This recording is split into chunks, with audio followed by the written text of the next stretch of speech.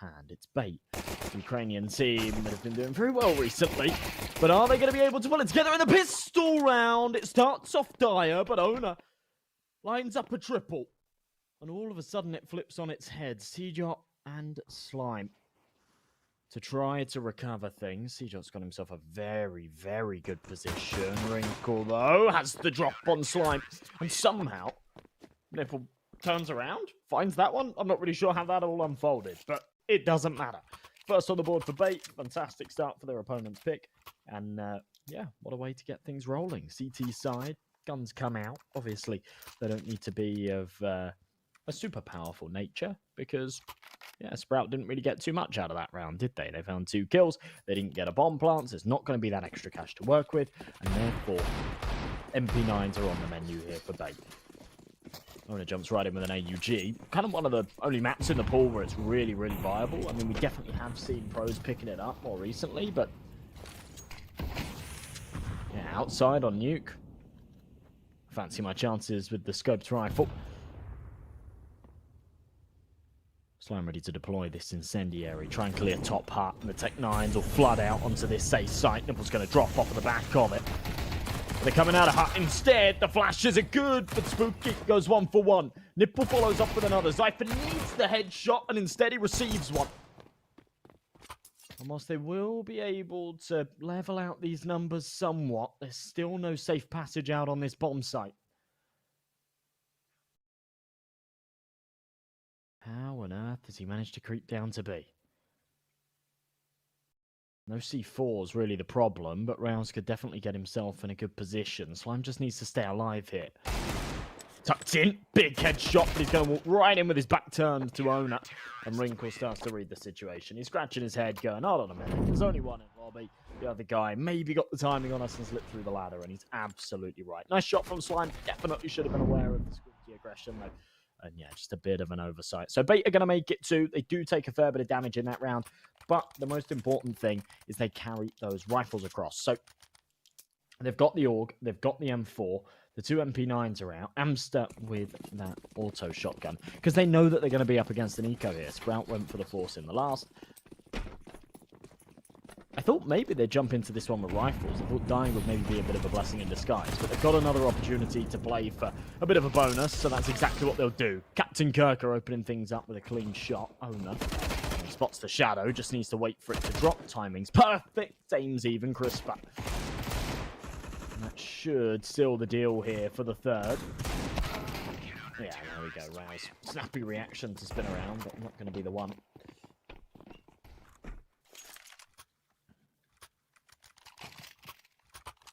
And there it is. Bait onto 3. Now comes the meat of things. Buy up. Pretty hefty here for Sprout. They have got 5 AKs. They've got all the util to work with as well. On the other side of things, Wrinkle's jumped into a sniper. But they've still got the bonus of that also shotgun and of that MP9 on Amster. To be honest, Nuke, again, it's kind of one of those maps where you do see the wildcard weapons invested, and honestly, even in full buy rounds when there's loads of cash available, sometimes the XM's just the right tool for the job when you're playing close hut, whether you're on top of it or whether you're inside it. This time it's going to be the latter. Zypher, good timing, creeping out a squeaky, lovely shot. Are they expecting the aggression? Apparently they are. Wrinkle, nice trade. Okay, didn't need to repeat. Got a little too big for his boots there, but yeah, with the 2-man disadvantage, I guess he felt like he had to try and force the issue, had to try and bring those numbers back to even. Cost him his life in the process. Owner in the 1v4. Might be time to cut his losses and save. Still a minute on this clock, though, so plenty of time for them to hunt him down. And as he spots one, he's now given up his position. Knows that the prospect of falling back to the CT spawn and saving this AUG's a bit of a pipe dream, so instead of wait out the firebomb in heaven, he'll creep up that ladder. He'll have a crack at trying to do some damage. Head down, thumbs up. Fingers crossed, perhaps. No kit, so absolutely no chance at this round. He's already let the bomb tick too far.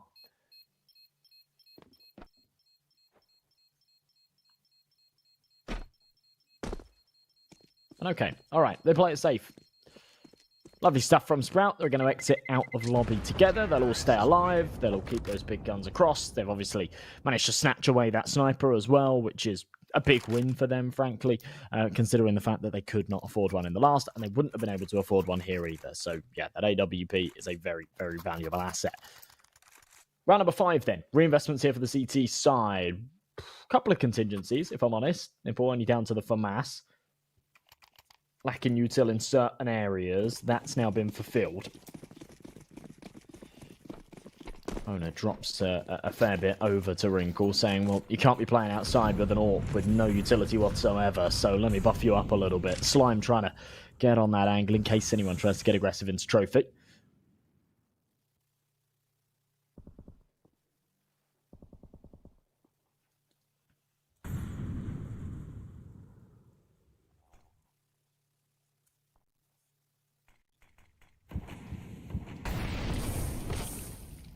Incendiary over the top is going to do a nice little bit of damage. What a shot from Zyphon. Spots the trajectory of the smoke, knows there's one behind that box, and knows exactly where to line up his cross set. To be ready to tap ahead when it pokes around the corner. Captain Kirker fakes the drop into the vent, but he's still up close to Squeaky. He has a good read on the situation, knows that this is going to be an execution towards the A site. Big kill from Nipple. The refrag elsewhere. Slime with a nice shot as well. Wrinkle has to pick up the pieces. He will connect, trade out the AWPs, but a 1v3 once again. A similar situation to where his teammate was in the last. And he's playing a bit of a superficial clutch right now. A back foot angle, just seeing if anyone kind of feeds it to him. If they do, then he might have a crack at it. If not, then he'll go for the save. The first definitely increases his equity in this situation. But a 2v1, the bomb already planted. He's got no utility, he's got no kit, and he's got no armor. So, yeah, this is far from favorable. It's definitely time to just cut his losses and carry that sniper across into the next. The big thing here is Bait are not going to have a lot of money.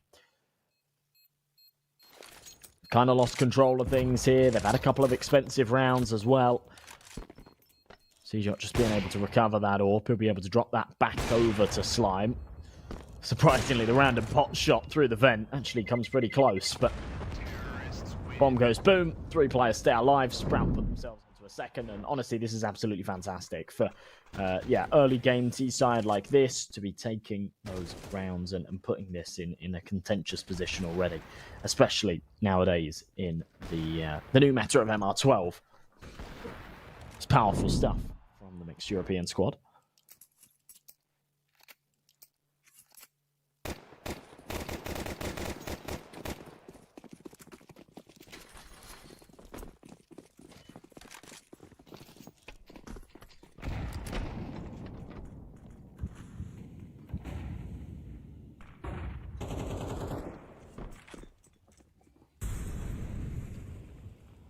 Fairly aggressive here from the CT side. At least aggressive angles that they're holding. They're not kind of pressing it too far, but ready to take the jewels as and when they come.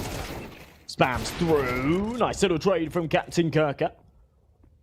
1-for-1 with the pistols isn't too bad. Wrinkle still alive and kicking. Just holding over towards the ramp area. No one feeding him as of yet, but Zyphon starts to entertain the idea of it.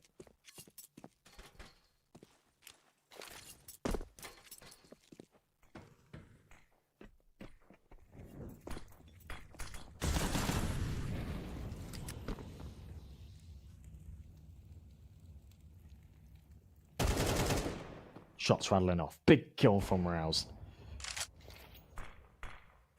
And this AWP still hasn't had the chance to activate. This is actually a little bit concerning. There's only a 1-man advantage for Sprout here. They have got a player down towards the B side.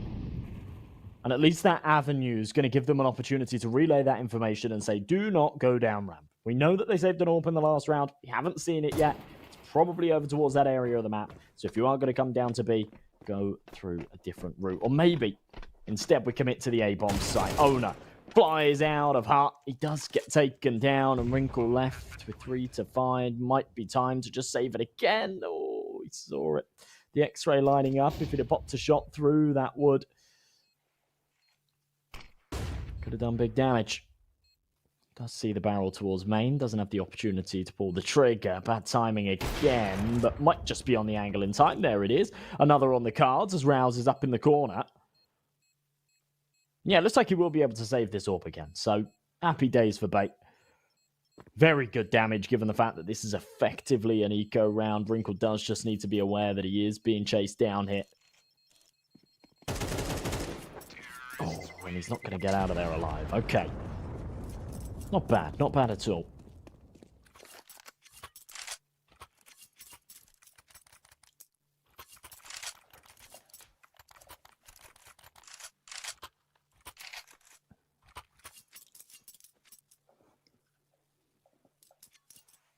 So 3-3.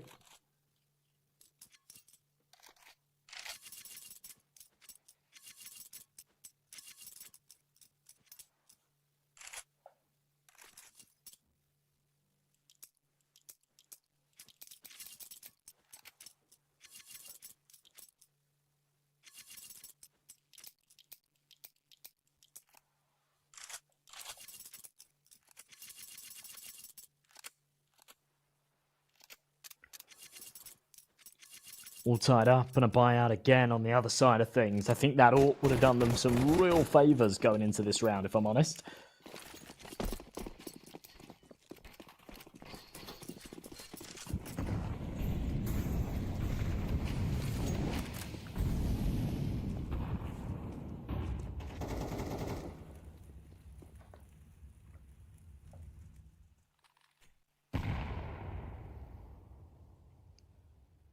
Instead, it's nippled down to the MP9. Far from ideal. CJOT playing around this cloud of smokes as it starts to fade. He's in a little bit of trouble, but he does come out on top. Really clean headshot. Slime follows up with another pot shot through main. Actually lands pretty close to the mark.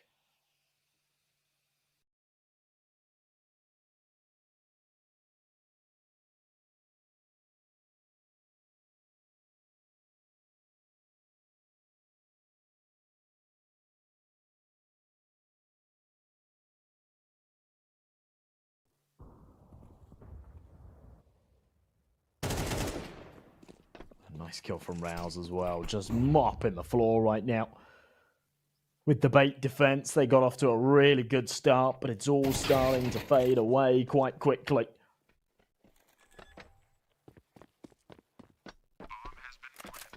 And this could be a flawless round right here.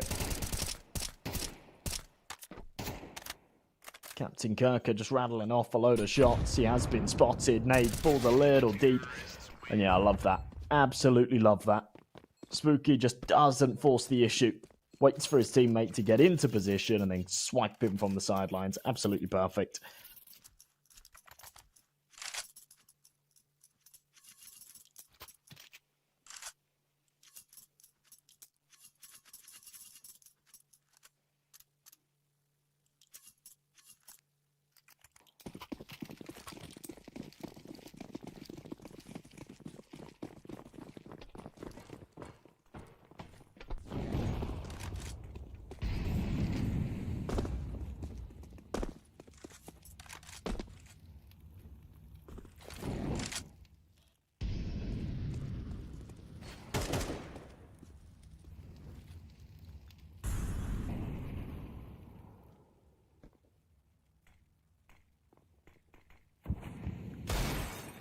Cool.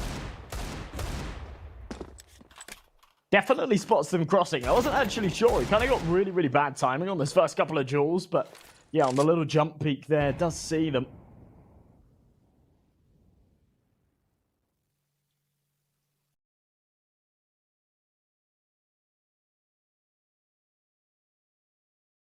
Get too lucky on that one, but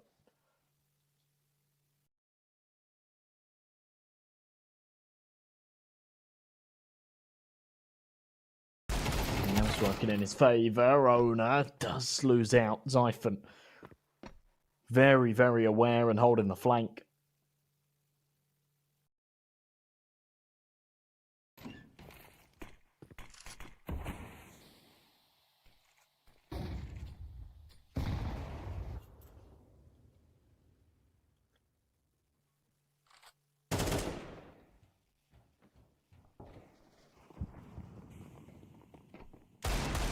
kill from Zyphon there as well. Wrinkle still farming. The fact that he gets away with another. Doing very, very good damage. And Nipple might just be able to follow up as well. There's 10 seconds on the clock. They've left this way too late. Slime's got to trade it, but he's being flanked already. And Captain Kirker, in the final seconds of the round, I can't believe that Sprout allow that to happen. I mean, that's a massive, massive mistake. And obviously all in hindsight, but when you really start to break it down, the fact that they're cutting it down to the wire like that, the fact that they're not pressing off of the back of those couple of kills that they found and trying to get onto the bomb site just that little bit earlier makes no sense.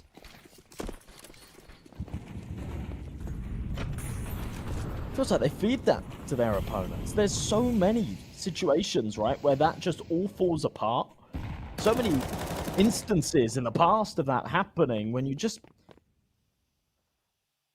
give them all the tools to work with, all the opportunities, right? And that's exactly what happens. For a CT side that's only loaded up with pistols, you're just praying that your opponents give you the opportunity to run down that clock to 10 seconds. And they start getting panicked, flustered. It all crumbles.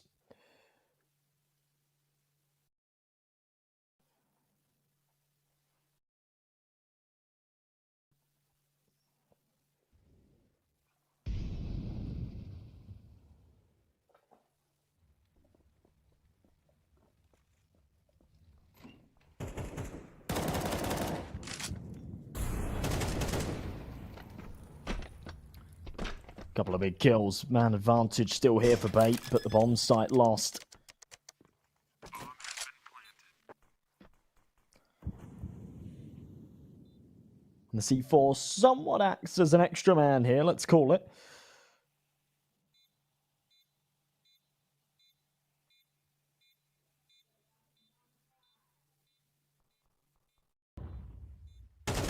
Really good position from Zyphon. Not going to be expecting another, and instead jumps on Amster's head. Now, there's 2 kits in play, so this is still very doable, but they are cutting this fine. Captain Kirker, perfect positioning, but they need to speed this up. Amster clearing all the corners, so quick to the head on Spooky. And Captain Kirker will get on that bomb just in the nick of time. Yeah, that was worrying. They really, really cut that down to the wire, but they're able to take it their way.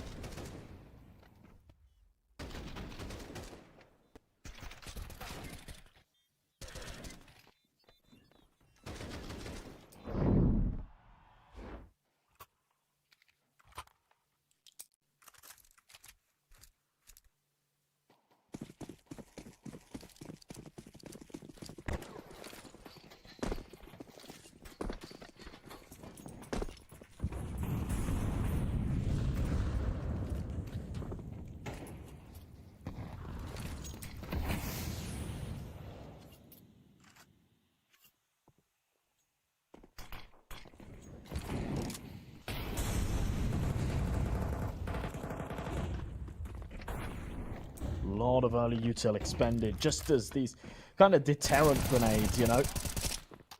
Not wanting anyone to come near you.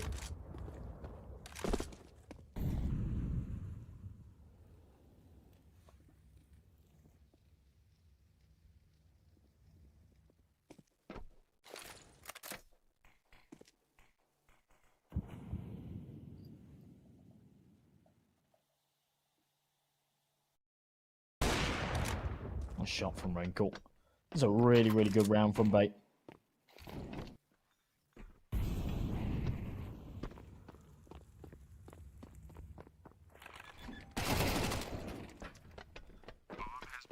The fact they get away with the bomb plant here is actually pretty criminal in itself. Cjop picks up a kill with the MAC-10, which is going to give him a little bit of extra cash.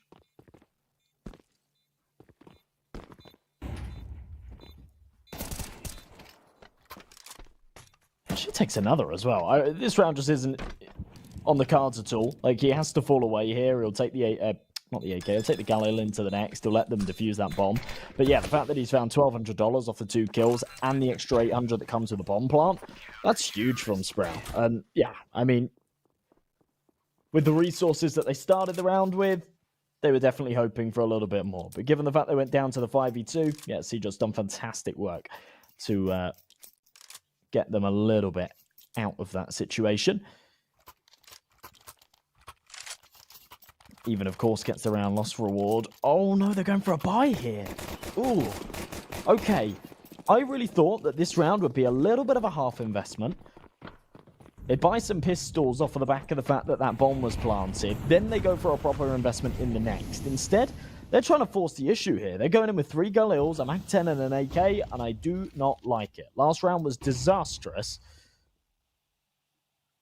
And the fact that they're just trying to rinse and repeat does not make sense to me. No control towards ramp, no presence at all. Amster's going to get a freebie as Zyphon's got his back turned. They'll clear out lobby, and they've got all the space in the world. All the legroom they could possibly ask for. And now they can focus all of their attention onto a main. Almost a team kill there off of the reaction, but yeah, CJ left alone. Again, a familiar situation. I'm really not sure why they force bought into this round.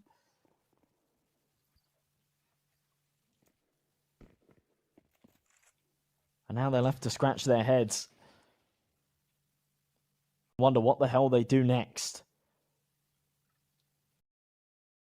They could have had a whole load of cash to work with in the follow-up. They could have had 4 AKs, an AWP, all the bells and whistles with a util, and instead they will have $2,900 on top of what little they have right now. So it's certainly not going to be enough to buy Captain Kirker. That's the timing as well. Ooh. One more bullet would have finished him off, but yeah, CJ knows he's dead to rights here. Captain Kirker even just going to come in with a bit of a support flash from Nipple, just to make sure that he does find that kill without any contingencies. He'll upgrade into an AK, the CT side looking buffed up. And on the other side of things, Slime, what the hell? Are they buying again? This is stressing me out. This is stressing me out. Why are they doing this? Sprout are just throwing these rounds away.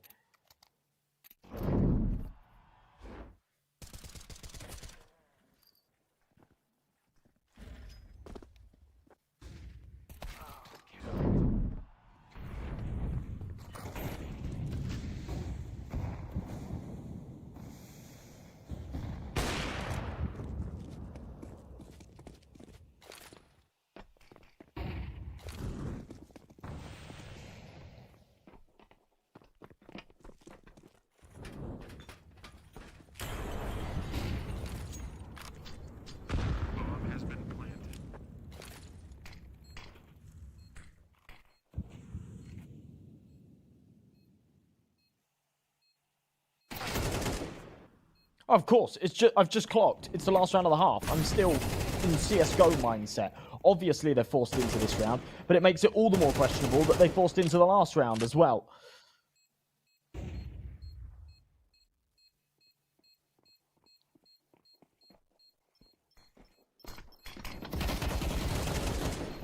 So, just another easy pickup for bait. It's going to be an 8. I mean, not too bad from Sprout, I guess. T-side, right? But yeah, it's their map pick. I was expecting a whole lot more from them. Some really, really questionable economic decisions in that second half as well. Really nice shot from Winkle to open things up there.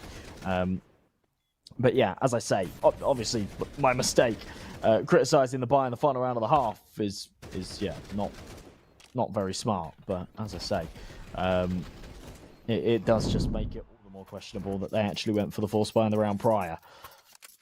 Could have been an opportunity for them to make it a 7-5 half and pull out a proper investment in that final round, which I think would have actually done them a lot of favors. But instead, yeah, they trail by quite the margin. Bait drawing closer and closer to that finish line. Pistol round investment's quite hefty here for the Ukrainian squad as well, as they come in with 4 flashbangs, a Molotov, a smoke. On the other side of things, it's Kevlar all round. No kits, no util. It's all about the firepower. And here we go. Fast play onto the A site. Perfect molly to draw off the Hut player. Nice trades, but Slime's the only man to draw blood for the CTs. And Bait not only will get the man advantage, but actually get the bomb site. They'll get that C4 down. CJ can't connect the opening head. And he won't present it to him again like that. He'll stay tucked, focus his attention over towards A main. Owner just below him. Really awkward fight for CJ to take, but eventually he'll have to. Rouse flies out, but Wrinkle. Oh, it doesn't get a lot crisper than that, my friend.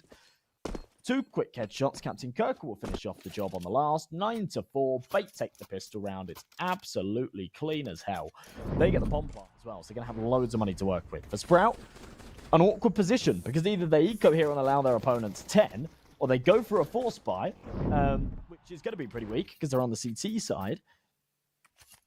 Probably still allow their opponents 10, but also completely break their economy in the process and give them a one-way ticket to the finish line. So it is going to be the former. Double digits should be comfortable here for Bait.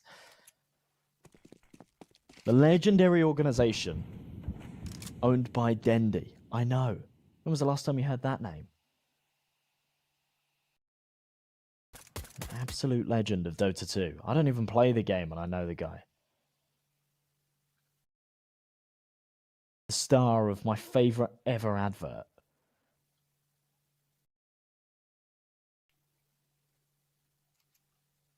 If you don't know what I'm talking about, you got to Google it. It's elite tier. Safe passage down secret though. Sprout stacked up on the A site, but quickly realized that there's no one home, so they will go for the early rotations. Maybe a chance to do a bit of damage, but I don't think we'll see much more than that. And I love how Bait are just proceeding with caution here, right? Clearing out everything, playing together, making sure they can trade. Kind of the one way that you lose rounds like this is playing individually and allowing players to get overwhelmed with no trade potential, and also running that clock down that little bit too low, which is what we saw last time round. But clean stuff, couple of casualties, that's fine. They'll shrug that right off. They'll carry across those rifles, and we'll see attempt here for Bait. A buy-up for Sprout in this next, but shouldn't be an opportunity for this AWP. Really clean stuff from Amster here. Wrinkle just going Matrix mode. Bending his bullets around his teammate, making sure he doesn't do the team damage.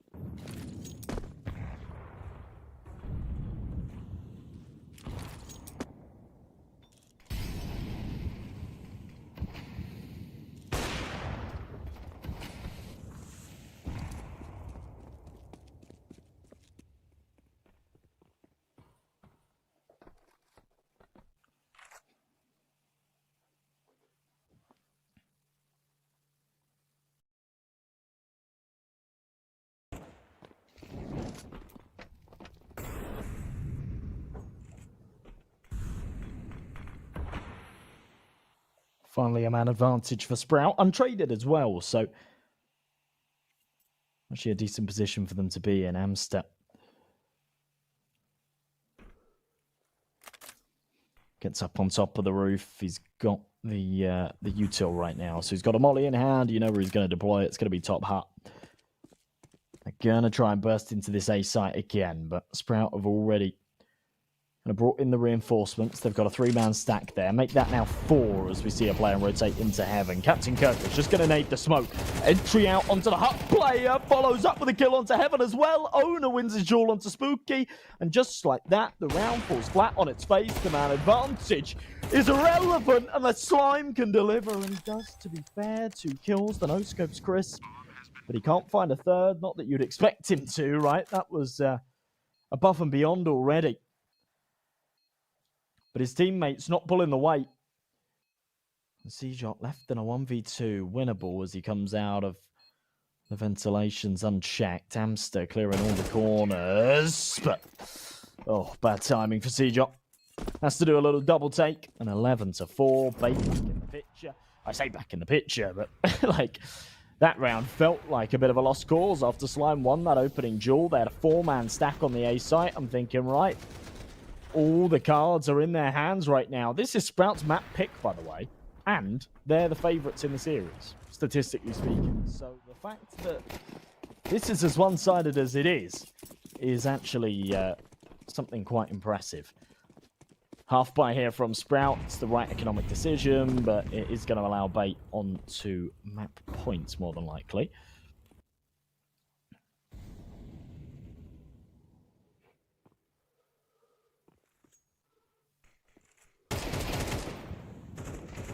Let's go for Napster. Patience pays off. Only good for one. CJot will trade it, but they know that he's here. They know that he's probably aggressive towards the vending machines as well, so he can pick up that AKs. They are going to pre-fire. Doesn't matter. CJot still takes another. And a 3v3, not for long. Siphon yet to take any contact. Wrinkle might just deliver himself on a silver platter as he starts to walk out. CJot takes one more. Oh, Siphon! Finally able to activate. Only you've got a HE, my friend. Get it in there. Should finish him off. There it is. Lovely stuff. 1v1. CJot's position known. They should know that he's fairly low on health as well. The issue is the bomb's in... I was going to say it's in no man's land, but actually it's not being held, so he can go and retrieve it. 35 seconds on this clock, and whilst it might be tempting to rotate to B, bearing in mind he knows that CJot's down on the site, he would have just heard him drop from heaven. Makes sense to just stay dead silent, reaggress to 8. Hope that his opponent's gone for the rotate. That's not going to be the case. CJot so patient. Oh, but Owner's read him like a book. Knows that he hasn't crossed. He's going to drop right down to the B site. Get that C4 tapped in. CJot's having to make loads of noise. Owner's definitely heard him. He's got himself in a real good position to deal with this. Doesn't even want to spam through the smoke. He knows that he's got all of the cards in his hand right now. This round's definitely come way too close for comfort, but he should be able to take this his way. He's got the perfect position. Timing's awkward, though. And he's worried about it coming up from the other side. Now the smoke's faded. Gives him a bit of space to work with. CJot reads it. And just flies out, hits the head. Sprout take around there, no business in winning. It's all on CJot's shoulders with a 4K. I don't know where that's come from. I really, really don't know where that's come from. He wasn't necessarily having a terrible game, but it wasn't lights out. It wasn't lights out for anybody on Sprout. And CJot's just elevated to another level. Look how quick he is there. Oh, he does actually spot him. And that'll be just enough.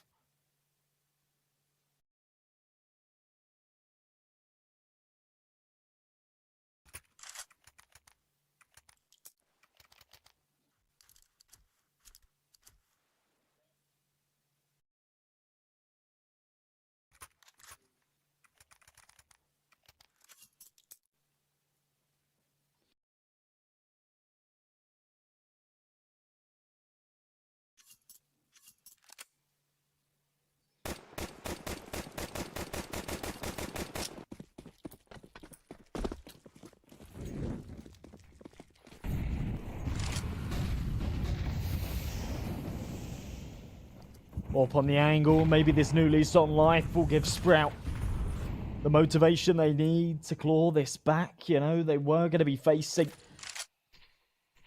map point and have to play all the way for overtime. Now they've got a small margin of error to work with.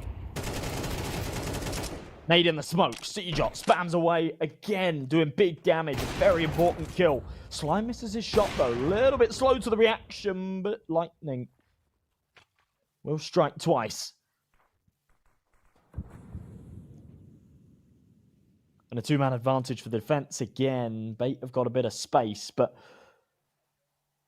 not offer the merit of a kill over towards ramp. Instead, just a few shots fired and CJot getting out of that. Making sure they keep the numbers in their favour. Wrinkle up heaven. Just poking his head over, making sure no one's holding. The M4 on top of Hut will be looking out for it, but misses the fight. Wrinkle wins it. Takes a lot of damage in the process. 35 seconds on this clock, and they do need to make a move. They need to decide what they're going for here. Timing's good. Captain Kirk bursts out. Slime's in a really awkward spot for the AWP, but he's missed his shot again. Oh, not like this. C-Shot, the man of the hour in the last, still alive and kicking, but a disadvantage now, and he's already low on health. Rouse doesn't quite get the timing, walks right into the crossfire. And C-Shot, there is nothing he can do there in the 3v1. All of his efforts in the last, I don't want to say for nothing, but yeah, they needed to follow up with it. This is such a good start to the round for him. The fact that he's able to get away there as well. Can't help but feel that Slime's just caught lacking a couple of times in this one. Horrible angle to be playing with the AWP second time round. He really is punished.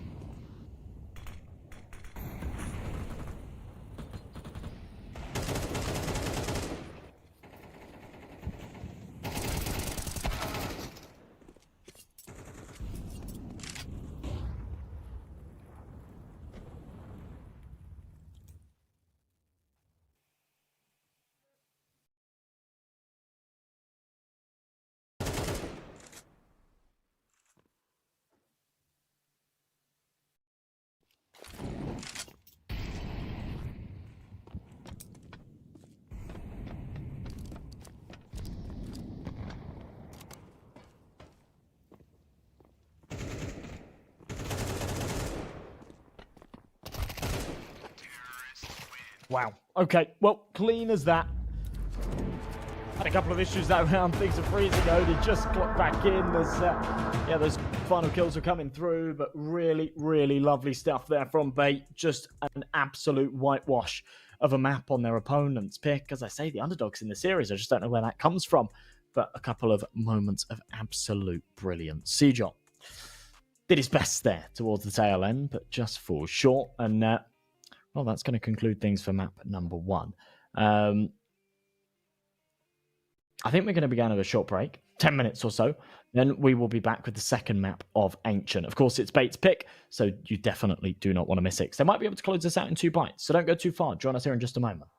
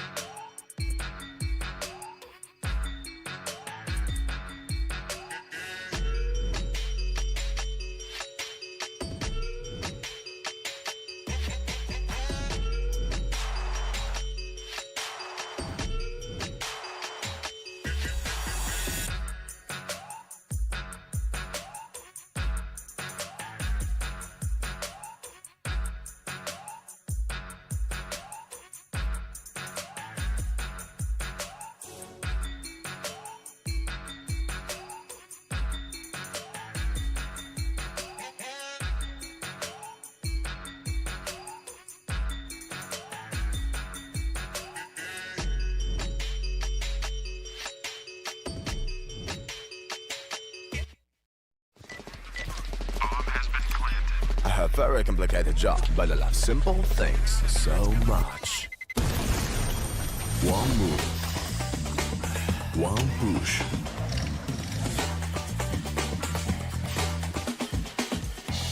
One touch.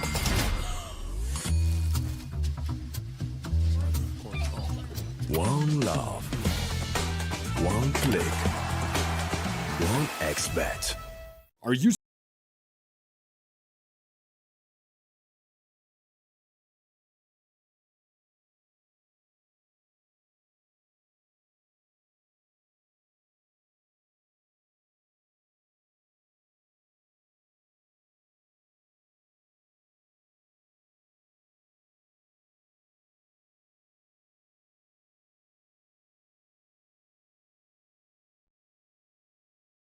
Watch the matches with BO3.GG, the official stats partner of CCT.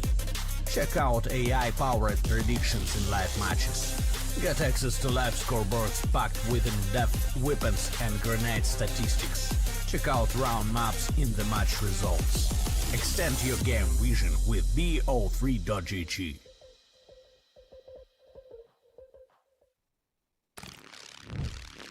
Yo, what are you doing? exhibit? What do you think?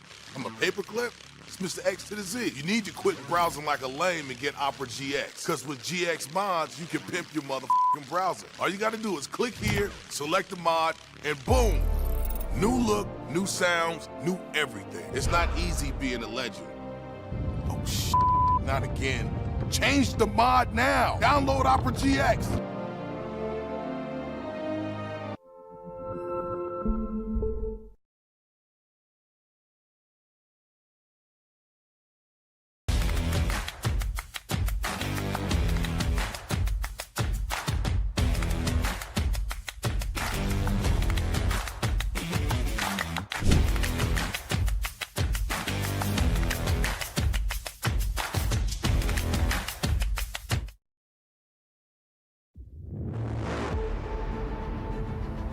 The hunger for glory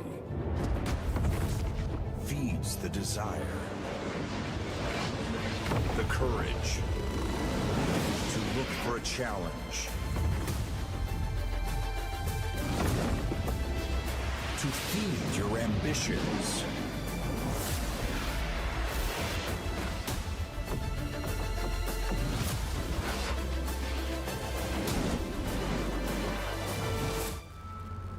To reach for greatness. To become the champion of champions.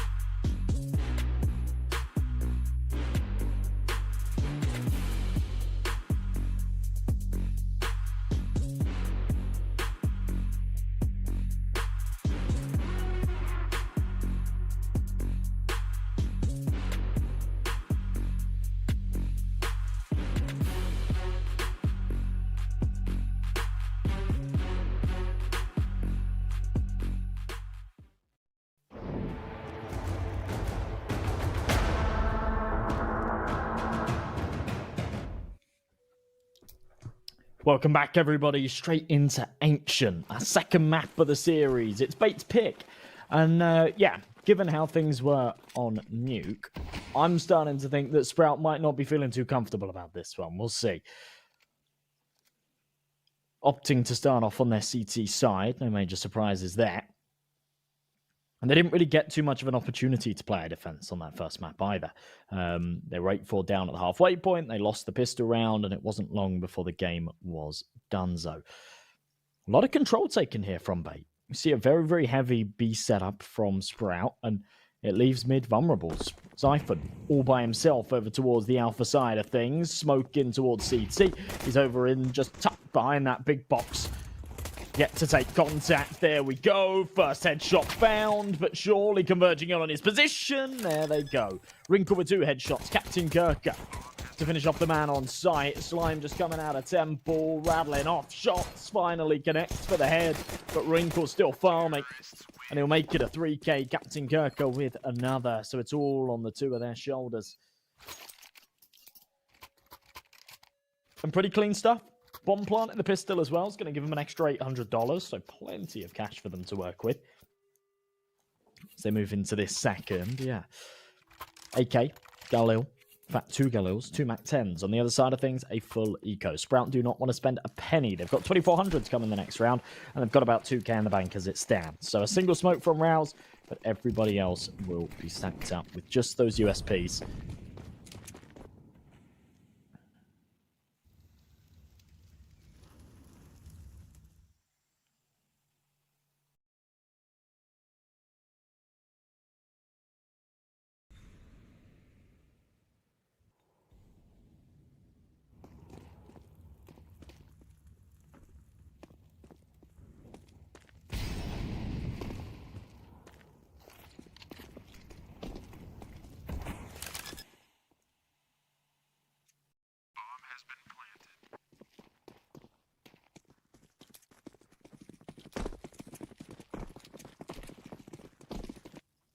Well, they've guessed wrong.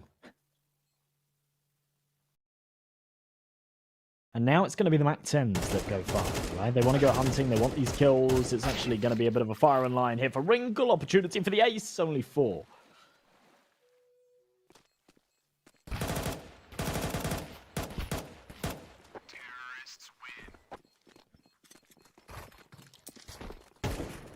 And I'm still finish off the job. I'm actually quite surprised that it's not the MAC-10s that go hunting there. And they've actually just lost one too. It just kind of threw it out the map by accident, I think. And then was trying to recover that second Galil. Wasn't going to happen.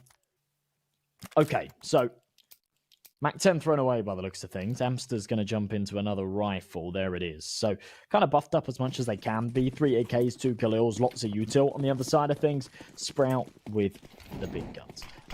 M4s all round. Decent amount of utility to work with as well, but the concern for me is the fact that 4 of them don't have helmets, and there's still a couple of Galils on the other side of things, so definitely a chance for them to do big damage.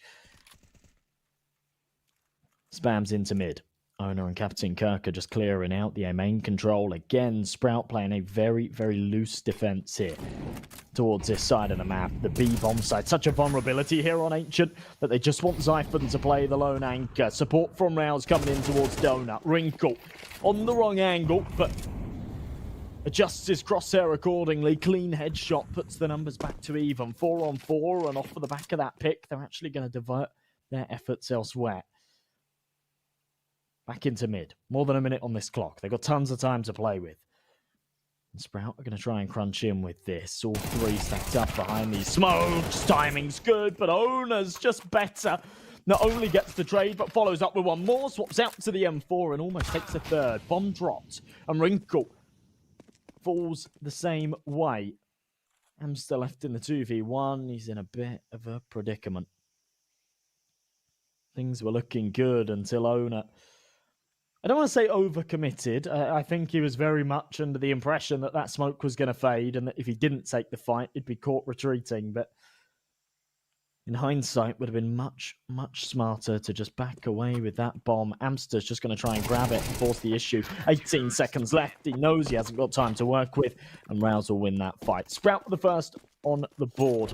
But It was a bit of a bonus round for Bait in the last. I don't really want to call it a bonus as per se, because they did have the rifles, but yeah, they're running 2 Galils in the setup there, and the fact that it comes as close as it does is maybe a little bit of a cause for concern in itself. MP9 on Seajop, it's out of necessity. They do not have the money to be properly investing into this one. For Bait, much of the same, to be honest. 3 AKs, 2 P250s, a little bit of util to work with, and perhaps a faster play here towards the B site. Mollies land early. Nipple takes tons of damage. Should probably be dropping that AK over to his teammate. Winkle wants to try and be the first point of contact. Ooh.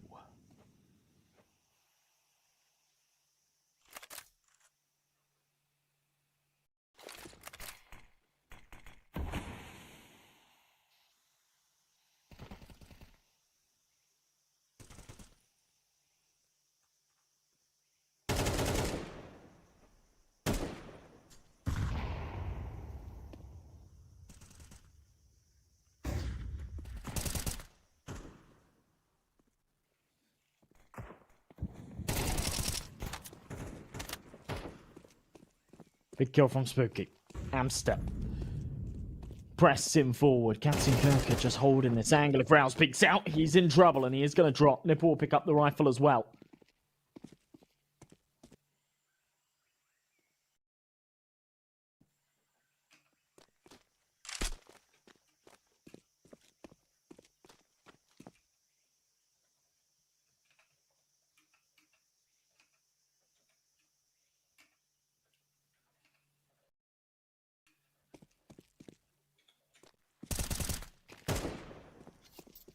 Ooh!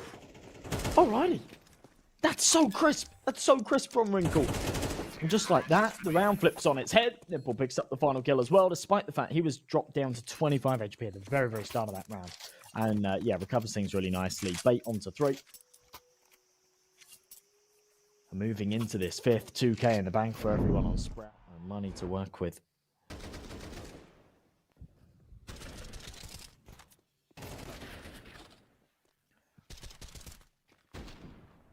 Look at that. That's so crisp from Wrinkle. So damn crisp. And it's completely unmatched.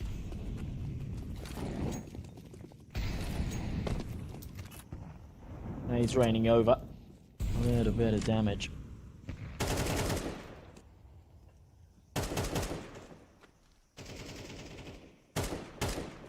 Full stack onto this B bomb site. To be honest, it doesn't really seem like Bait are too concerned.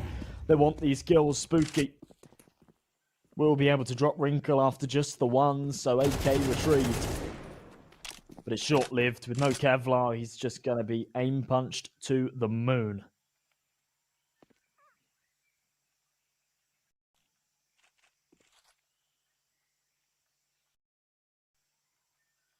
Seedrop managed to retrieve a Molotov, but yeah, won't be able to put it to any use.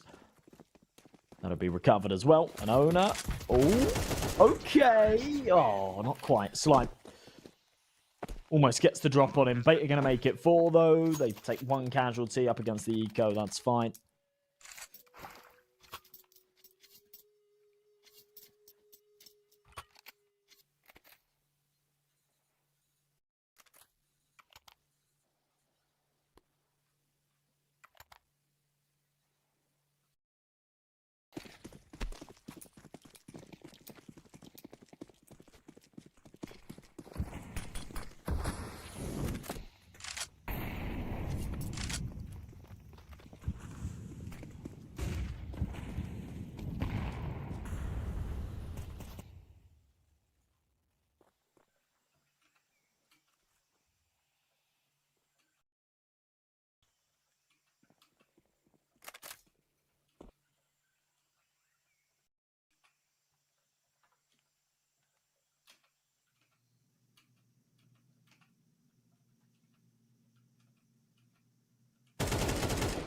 Timing from Nipple.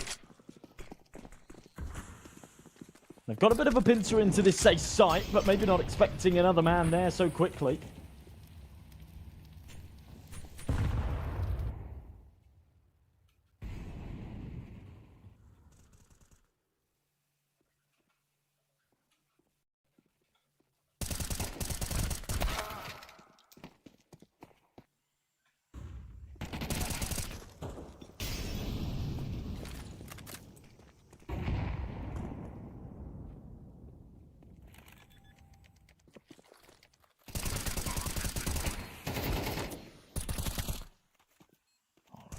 2v2. So much damage dealt onto Captain Kirker and Owner.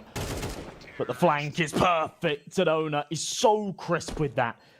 So many times you see a player, they'll find that first headshot, they won't be able to transfer onto the second quick enough. You'll see a trade and maybe it goes the other way, but he's found both heads, doesn't waste any time.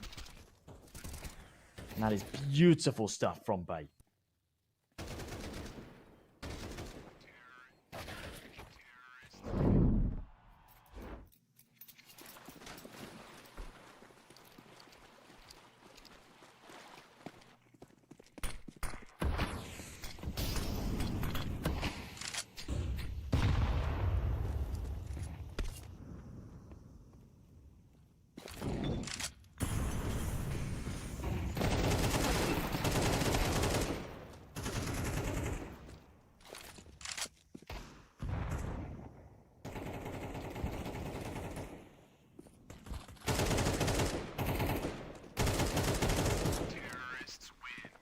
Clean stuff. Eco, no trouble at all. Owner picking himself up another 3k as well. He's just stat padding right now. Him and Wrinkle going right to the roof with these kills. And Bait are just looking like another beast right now. Now, to be honest, Sprout are definitely making mistakes. There's no two ways about that fact. But, yeah, Bait are looking like a machine. Where all the cogs are oiled and turning beautifully.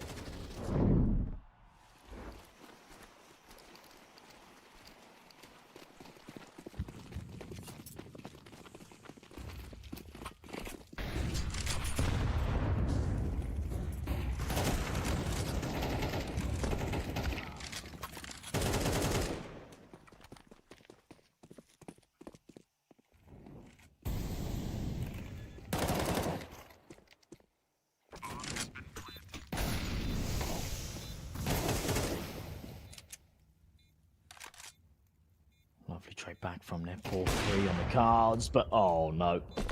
Just doesn't expect slime in from Log. I'm not sure what the info was there, but didn't seem ready to take that gunfight, and it's just going to catch him out. Sprout will put a second on the board, but yeah, further damage dealt. Another super expensive round for them, and not bad at all from Bait once again. They've already taken 6, they've already secured themselves the half, and there's still 4 rounds to be played for them to extend the lead further.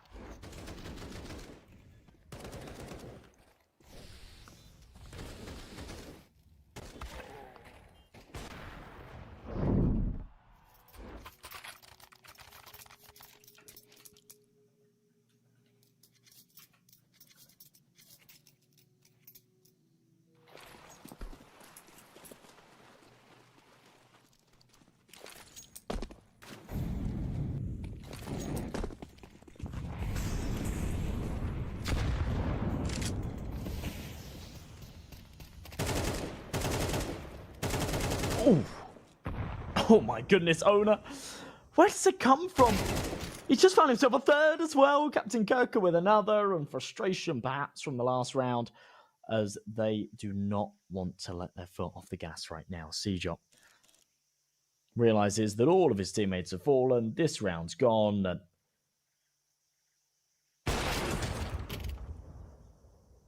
ooh, all right. Little silver linings to take away from it, perhaps. Nipple's already in on the flank, though.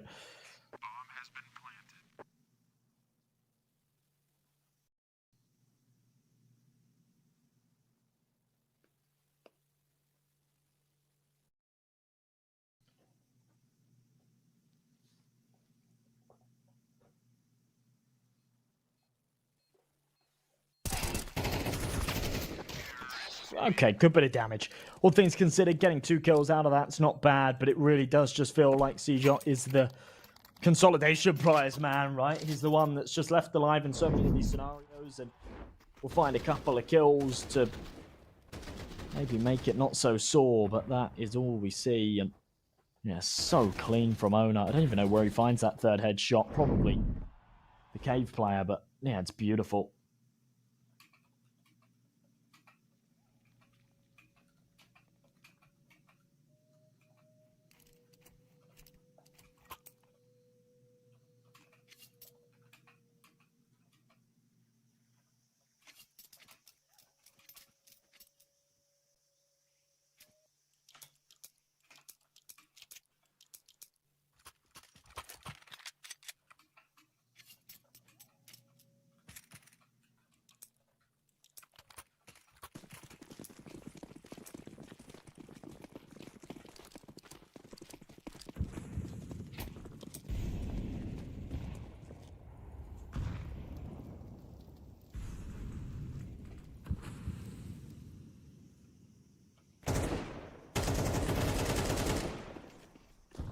Ooh, nice entry from Nipple again. They're just following up with this. I mean, just against the pistols.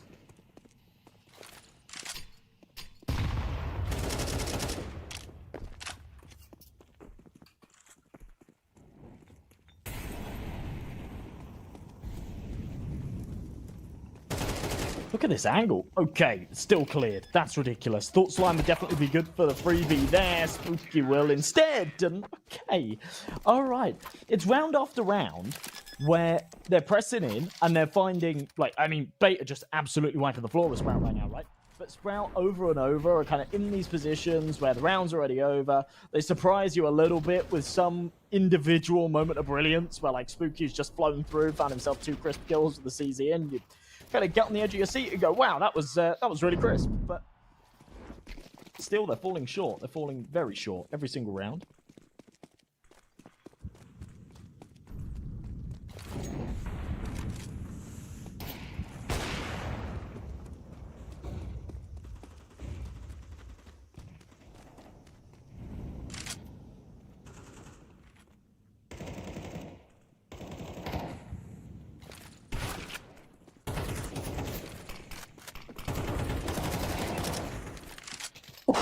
Ooh, all right, Spooky.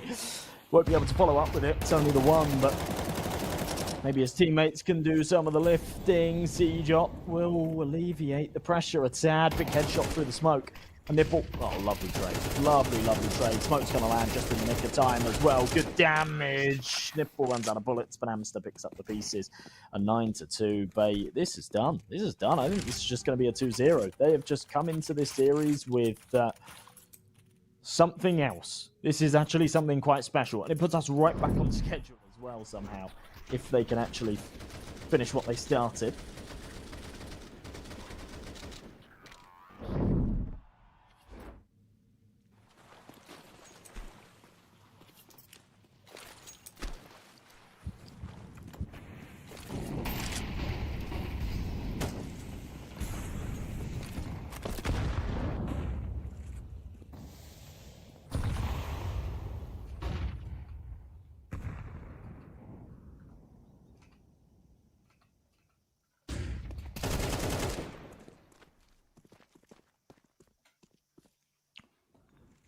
Again, just the entry from Nipple. It's just unbelievable.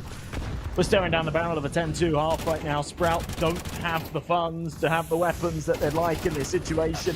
They've already taken the early disadvantage. The fact that Spooky's taken 2 there is actually pretty impressive, but I love the initiative from Nipple to say, okay, instead of just continuing to run into him, let's just get those shots through the wood. Let's trade him like that instead. Don't give him a chance. Molly, a little too deep. Slime's going to be able to stay on his position. Nade good onto default. Slime's going to line up 2. And what should have been a guaranteed 10th is actually really up in the air right now. Slime's even found himself an M4. Yeah, Barinkle, desperate for the trade, does actually catch it, but Rouse, no trouble at all, just spamming through that smoke and finishing off the job. Look at these shots. I mean, that's so crisp on the entry. This was the round prior. Ramster just picks up the pieces. Yeah, clean, clean, clean, clean. This is what throws it all away here, though. I just can't believe they've got that deep molly into long.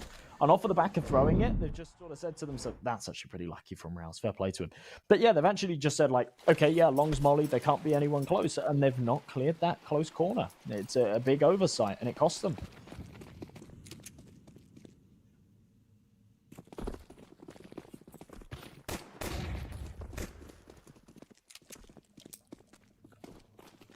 Fast play into the B site. They're going to be going for the retake straight away.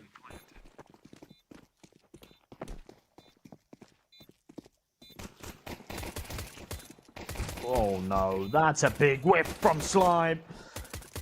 And if you give them an inch, they're going to take a mile, and that's exactly what they do. How the hell do you defend a site when the CTs are coming in from literally every single angle? A wrinkle, whilst he's not as crisp on that final one as he was earlier, he still gets it done with no trouble at all.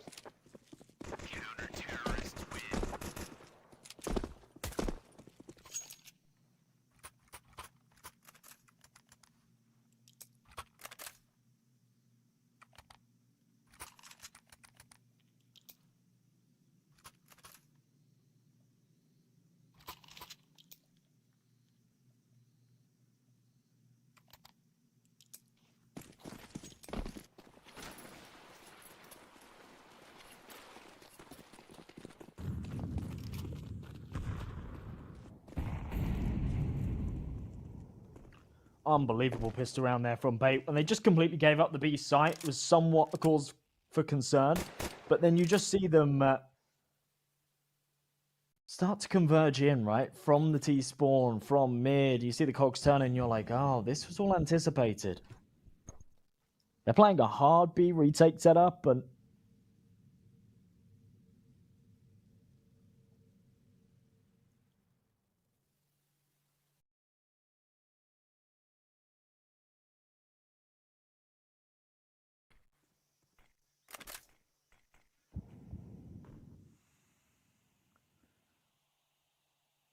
a weak buy here, but a buy nonetheless from Sprout. Remember, they got the bomb plant in the pistols, so 3 Galils, 2 Tech 9s come out.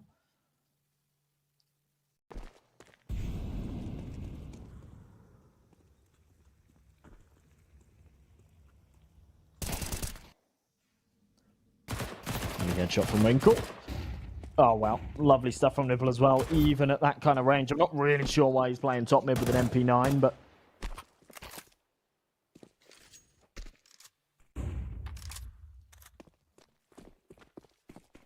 No.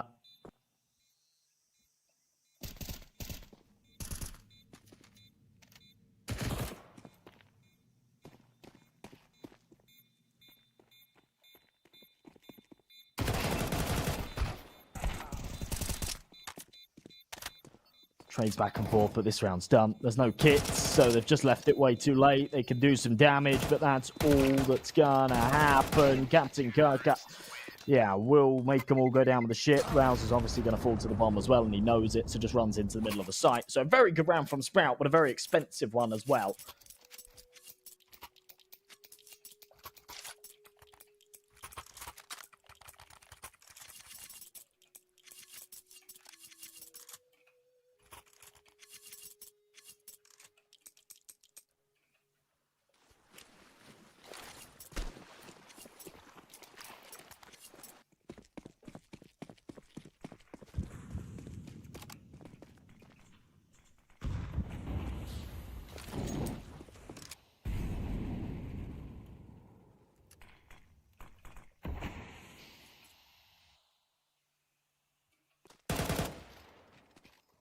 Ooh, lovely shot from Sejo.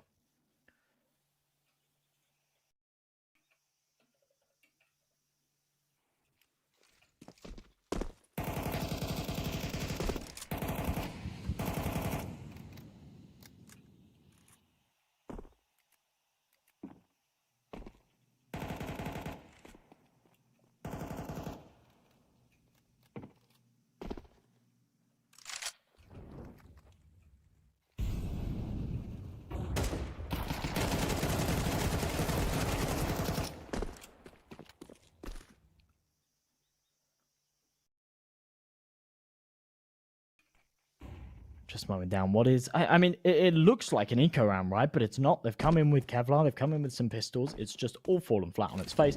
And Wrinkle, I mean, the best he can hope for here is try and grab one of his pistols, carry it across into the next round, because they're not going to have anything to work with there either.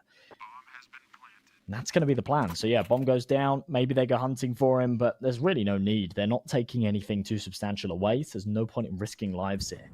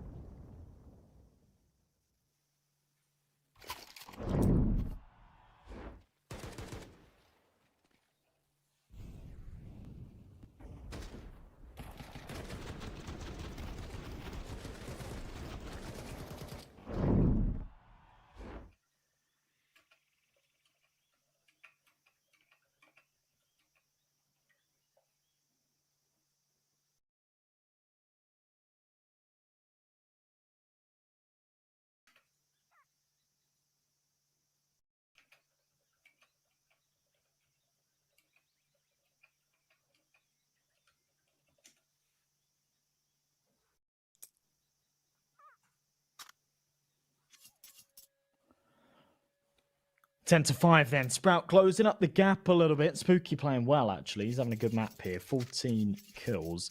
Given the fact that they're trailing so heavily, isn't too bad at all.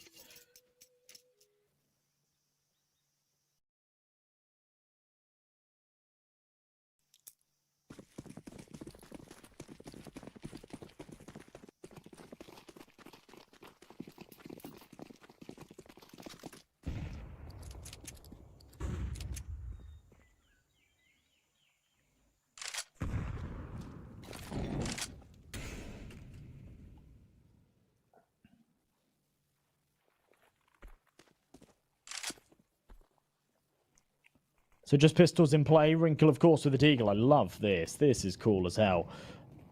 Doesn't merit them anything this time around, but maybe in future rounds there'll be an opportunity for a configuration like that to work out. Pay some dividend. Owner coming in from top mid. Seajot should be ready for this. A bit of a firing range, but only good for one. So the Galil will be retrieved. Whether or not they really want to keep it's another question, right? Like, they're going to be on a buy in the next anyway. But yeah, 4v4. Xiphon. Oh, transfer, not connecting. Slime follows up with another. And for Amster, 4v2. Charging in, wants to try and get something done, right? He's got nothing to lose. For Wrinkle, he might as well hold on to the Kevlar. Carry that Deagle into the next. He could buy a rifle around it, but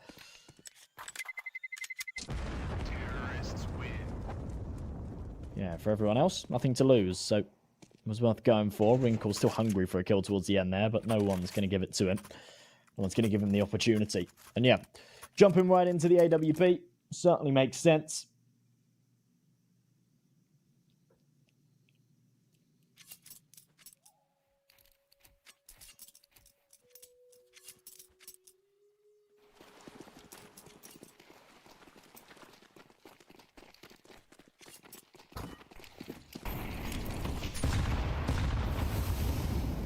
Oh, good little nade stack. Does some early damage, but they don't commit to the fight, so they're not able to finish anyone off as of yet. But Nipple is tagged down to 28 HP straight off the bat, which is a little bit awkward. We've seen him a couple of rounds now where he's just kind of dealt a bit of a low blow. A lot of control at least taken for bait, though. Deep smoke into mid. They've pressed all the way forward. Deep smoke towards Cube as well, so they've got the B ramp control.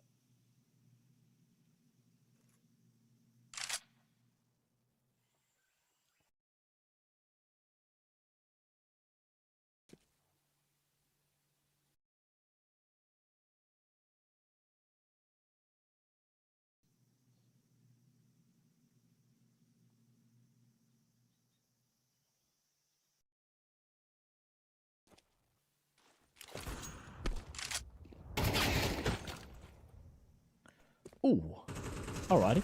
Very fast trade. Seagull follows up. Okay, we just continue to go back and forth. But things start to stagnate a little bit with 40 seconds left. And, well, a man advantage for the CT is short-lived. Xiphon bites back. Captain Kirker no longer in position to swing for the trade, so we will just even out into the 2-on-2.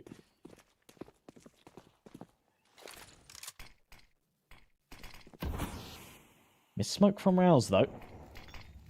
Leaves short open. Molly lands a little bit funky, but it's fine. Still hits the mark. Rouse getting in for that plant.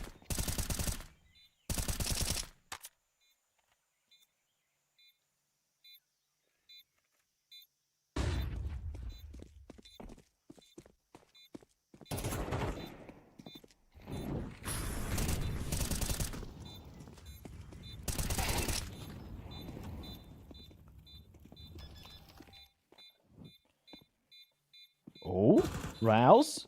Okay, alright, clears it. Big stuff. Amster on the trade, but no kit, no time, so he'll fall away, and yeah, that will be that. So bomb goes boom. Amster will grab himself an AWP, but Sprout will close this gap further and further.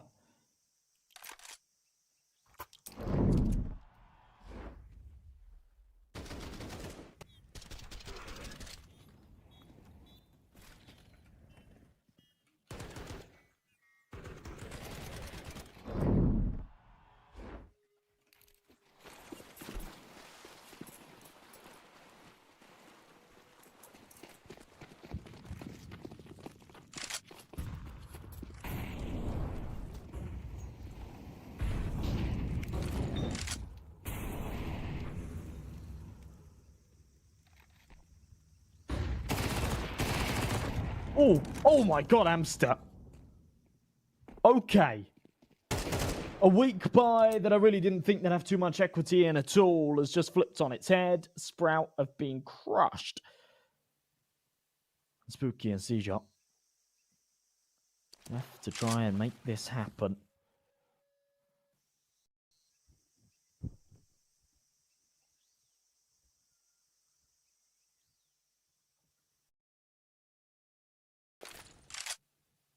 Smoke to go into short. Spooky pressing forward. This is still winnable. They've still got the AKs, right? Especially with Ona whiffing shots like that. But Wrinkle's AWP still activated. Amster, of course, with his MP9's gone huge this round. But the molly's going to spread and flush him out. Spooky on the angle. Taps the bomb. Oh, Wrinkle. Just rubs salt in the wound after hitting the first. He even connects the second right through the woods. Spooky down to 4 HP. He's got the bomb, less than 30 seconds on this clock, but that's more than enough time to wrap around to A, and he's making a whole load of noise. Nipple can hear him. Knows exactly what's up here. He can just wrap around. Now, whether or not the information's been relayed from Wrinkle that actually you did manage to hit that tag's another question. I don't think you would have heard it. But it doesn't matter, or does it? Nipples missed his opportunities with the shot. Now doesn't know if the last man's big box or temple. And has to proceed accordingly. Timing's everything. Spooky will get blessed with it. Oh, wow. A round recovered off of such a good start. Blink and you miss it, right? Wrinkle and Amster together. A little 1-2 sucker punch towards the B ramp. But we don't want to see that kill. We want to see what happened at the start of this round. Yeah, that's so bad from Ona. That's such a shame. Do we really not get a replay of the best bit? Oh, man. Okay. Just been blue-balled. Unfortunate stuff from Nipple at the end there, though. I mean, it's just kind of one of those things sometimes, but really should have been 11-7. Could have chipped down that T economy. Could have snatched away around there. No business in winning. Good bit of early damage. Slime already down to 23. He's already got the AWP in hand, so no need to swap it out because he's low. But once again, the control taken. Deep smoke into Cube. Last time around, this very nearly worked. They just fell short. They got screwed by time. Killed all 5, but couldn't get the defuse in. No kits. Got a bit of a big recurring problem here for the defense, and it could continue to be. Maybe not in this round. They've got 3 to work with this time. Big trade in middle as well.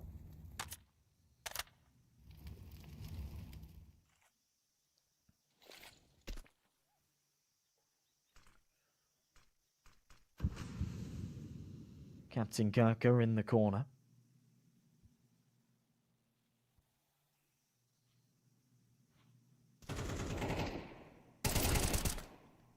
Ooh, all right. Trades again. Back and forth. No trouble. 3v3, 30 seconds left, and now going to commit to the B side. Oh, spams through, almost doing the damage, but won't connect for the kill.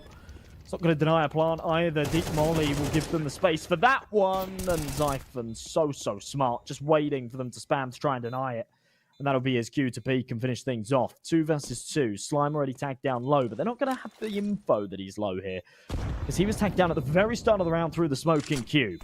Wrinkle swaps out to a rifle. Tries to give himself a bit of space with the smoke. Flash over the top, but it's not going to accompany a swing from Rouse. And Wrinkle. Oh, wow. Oh, wow. Nipple plays it beautifully.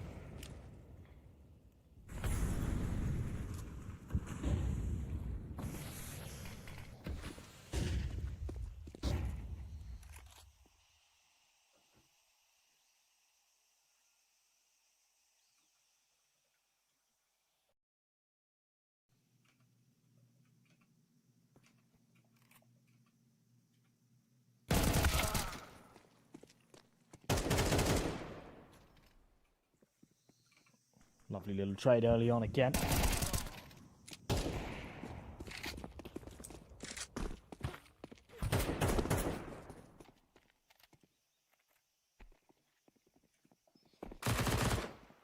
An advantage again for the defense. Captain Kirk, oh, it's just so good.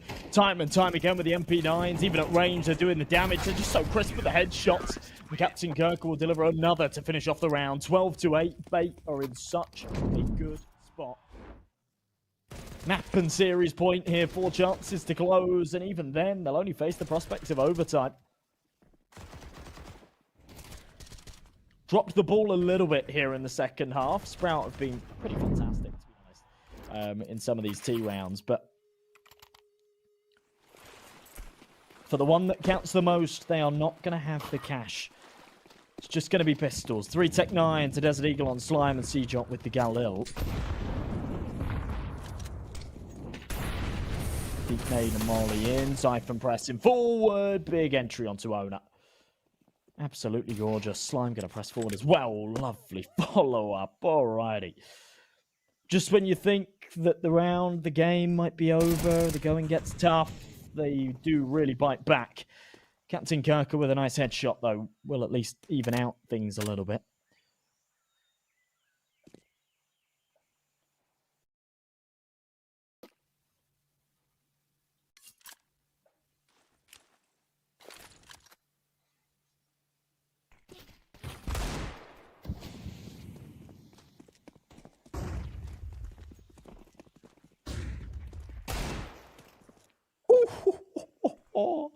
Okay, Slime's farming. Slime's absolutely farming. Beautiful scenes, and yeah, Wrinkle does not have the weapon for the job. The last man alive, the AWP, looking the wrong way, overwhelmed by the Tech 9. Sprout got a lifeline.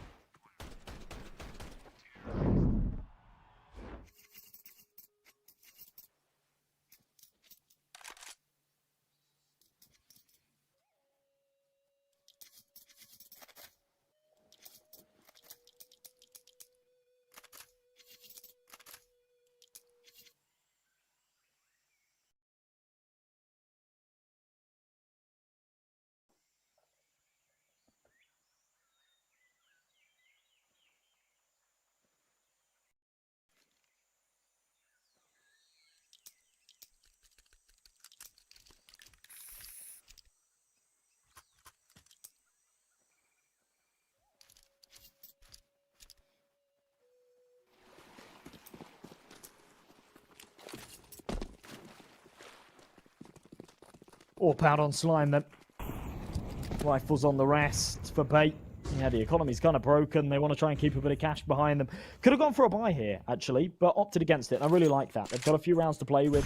They don't need to play with fire. If they go for the investment and it doesn't work out, then they really, really are playing right down to the wire. So it'll just be the pistols. Very good early damage on Spooky, though. On top of the boost. Gets the timing very, very well onto Slime.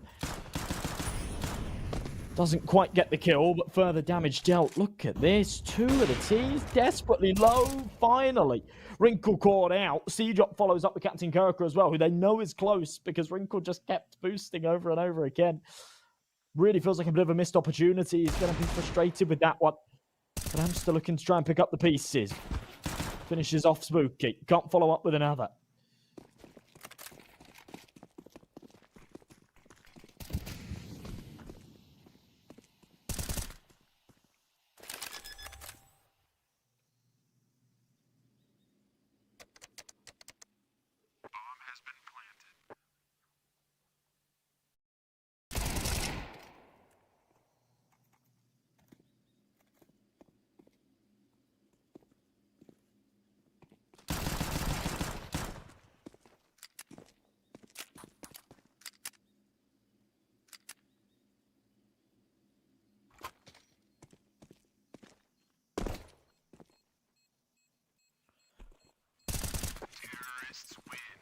Not bad. Little break even, right? They weren't expecting to get too much done in that one at all. You know, 2 kills just with the pistols.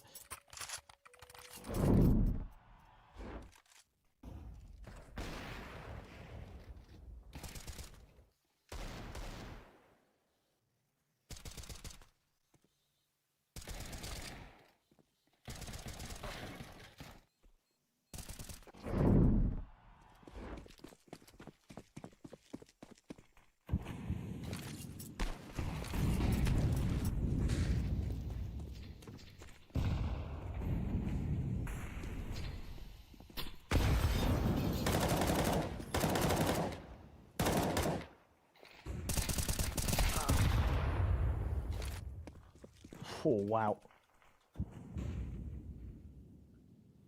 Okay, could be the beginning of the end here. Nice early trade. Seedot's got a lot of space, to be fair to him, but... that is the most we'll see.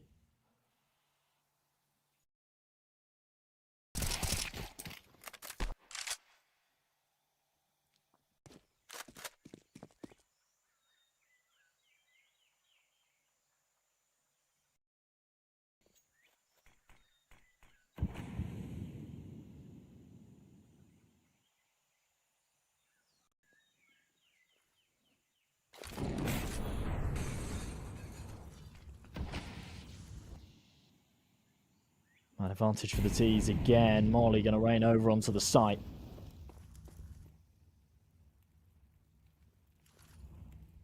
Spooky just on the angle. Flash over the top. Slime's going to try and get out here. Does check the corner. Owner not looking, because Amster was supposed to have his back, but he's a little bit too slow. He does get the trade, but doesn't save his teammate.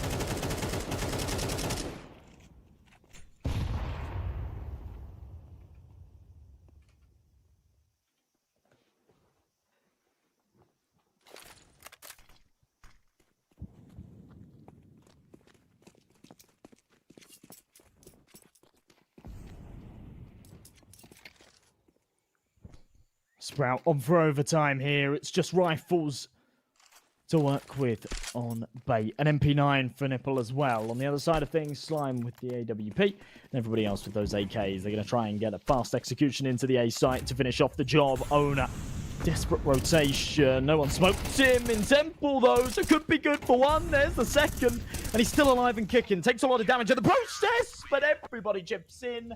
And the round is donezo. Wow, do they get it done on hard mode. Fate take that right down to the wire. But it's going to be the win for them. 2-0. Really, really convincing stuff on the first map. A nuke, a 13-5. And the second was looking equally convincing as well. They were 9-2 up. It was looking like they were going to have a 10-2 half. Things went a little bit sour. They did lose control in that second half a little bit, but then they recovered things very, very nicely. So that's going to wrap up our first series. And as I say, it really, really does put us back on schedule. So anyone that was worried that it was going to be a late night here on the CCT Central Europe is... yeah, maybe in for maybe an early one. We'll see. We're going to jump to a short break. When we return, we'll be back with our second series of the night. You definitely don't want to miss that one, folks. I'm not expecting it to be as one-sided as that, but you never know. CCT can sometimes be a bit of a wild card, so we'll see how things pan out. Don't go too far. We'll be back with the action very, very shortly. I have a very complicated job, but I love simple things so much. One move. One push.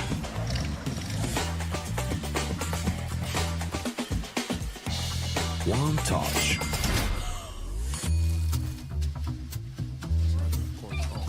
One love. One click. One XBet. You look into your inventory and there's only... It's time to forget about this garbage. Here you will find everything to play with really cool skins. Open top cases. Upgrade dropped skins and turn your junk into a cool gun using the contract system. Every day, thousands of people upgrade their inventory with us. Hellcase.com. Look at yourself in a new way. Watch the matches with bo3.gg, the official stats partner of CCT.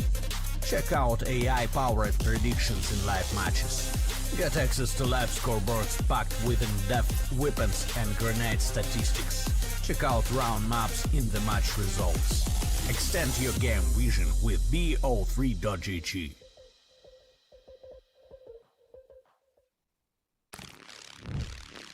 Yo, what are you doing?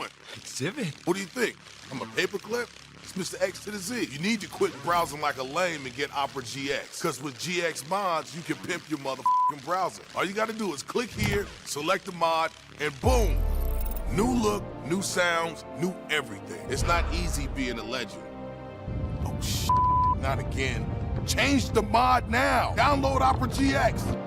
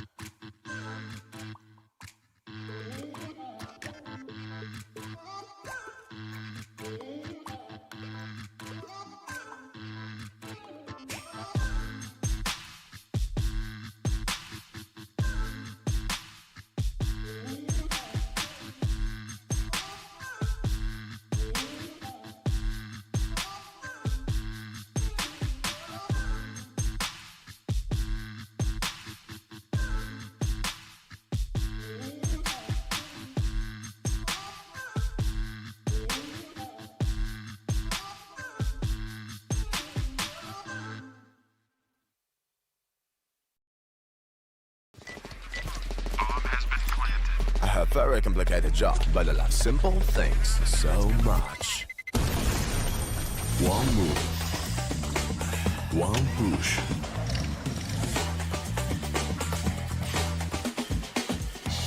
One touch.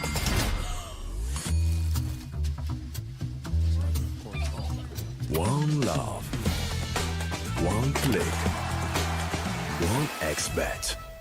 Trying to get the skin of your dream for a long time but can't get it in any way? On our website you have a unique opportunity to get your favorite knife.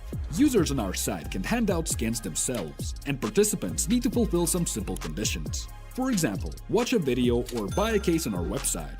After that, you automatically become a member of the distribution. Go to the user giveaways tab and do what you like. Hellcase.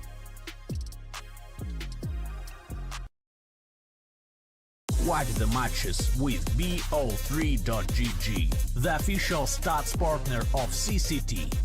Check out AI-powered predictions in live matches. Get access to live scoreboards packed with in-depth weapons and grenade statistics. Check out round maps in the match results.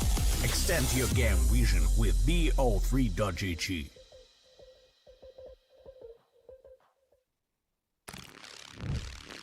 Yo, what are you doing? Exhibit. What do you think? I'm a paperclip? It's Mr. X to the Z. You need to quit browsing like a lame and get Opera GX. Because with GX mods, you can pimp your motherfucking browser. All you gotta do is click here, select the mod, and boom!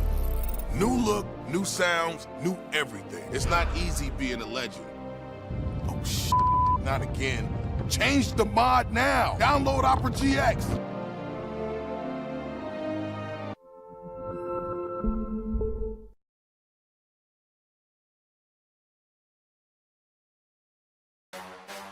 The champion of champions. Welcome back to the CCT podcast. We got a couple of things to break down for you. We got some post-player break tournament results. We got the current CCT rankings, and we got the results of the online finals number 2. Interview coming up as well. Enjoy the interview with one of my favorite and incredibly handsome individuals, along with Taz. It's going to be a banger. So lots of exciting topics. The absolute legend of the game, it is Taz. Directly beside him, Taco work together, but they don't go in the same peak. Oh, Taz! The devil strikes, and Taz ties the game. How's retirement been? Would you get back with the old VP squad? Would our fans like to see this?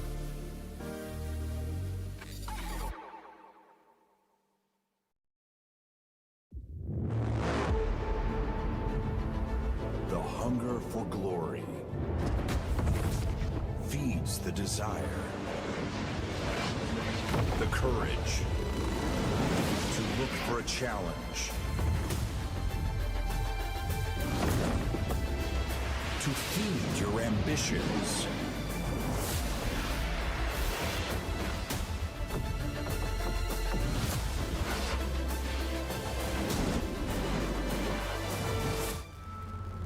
To reach for greatness.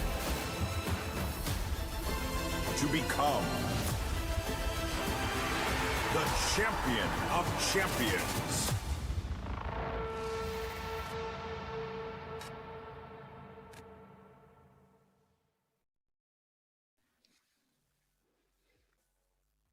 Welcome back, everybody, to the Champion of Champions tour. We just saw quite a surprising result, frankly. Bait absolutely destroying Sprout. I wasn't expecting it to be that one-sided.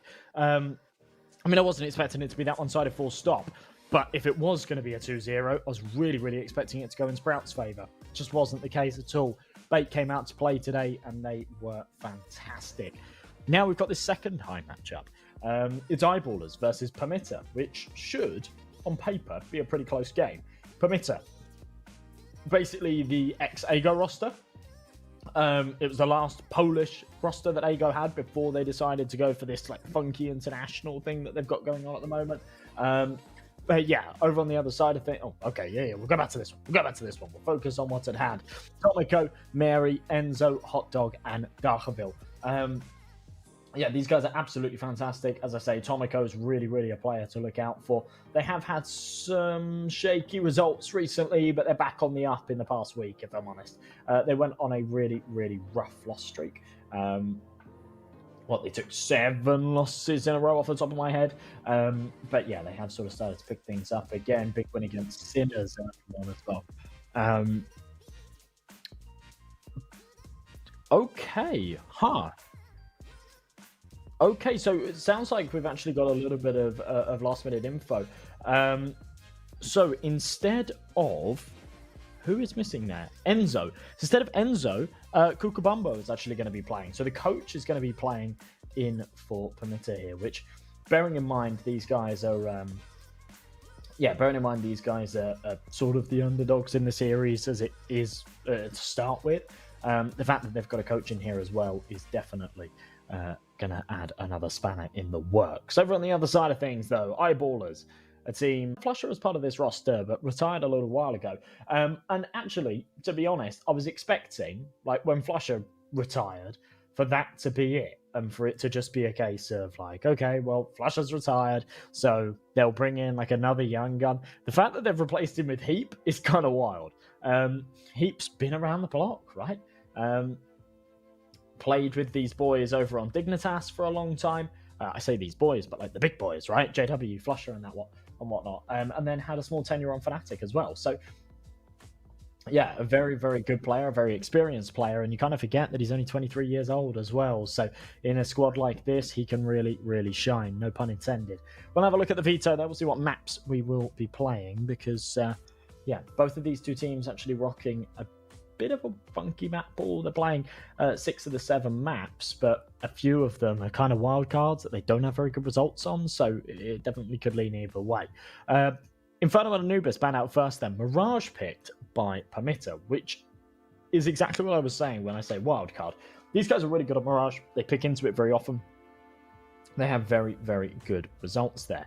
However, it's also one that Eyeballers are really good with. It's not a map that they pick into very often. It's one that they float as either a third decider if it comes down to it, or they're happy to play it if their opponents pick into it. But yeah, their history shows that, yeah, they're pretty good. They've won it the last 2 times they played it. They went 16-14 against OG. That went right down to the wire towards the end of August. And then prior to that, wins against Aurora and Nexus as well. So definitely a chance that Eyeballers could cause a bit of an upset there. Second pick being Overpass. That's the Eyeballers pick. It's their best map. They're really, really good on it. They pick into it all the time. They play it a lot. And Permitta do not. It is one that they play, but they've not had very good results on there at all. Losing to teams recently as well that you really, really wouldn't expect them to. Gucci Academy the other day, which, I mean, to be fair to them, yeah, they've been doing some good stuff recently, but 13-4. Yeah, okay, maybe not so much.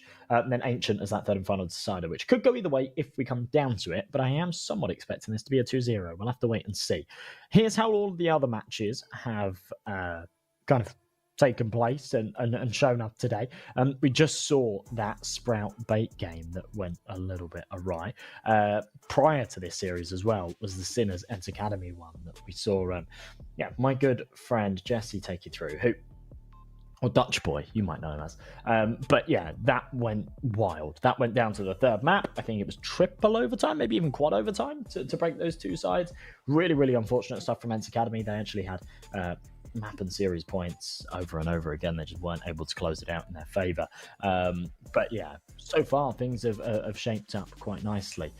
We should be ready to get into the game in just a moment. So we're just kind of waiting for everybody to be ready, and then we should be able to jump into things.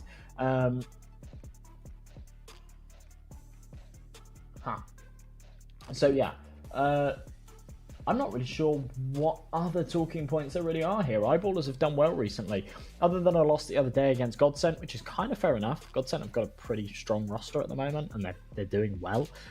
So no major surprises that they couldn't quite pull that one their way. But yeah, they've been doing very well indeed. They beat the Chosen Few the other day. I think that was a game that I covered. Win against the Prodigies, win against the Static, 2-0 against Saw.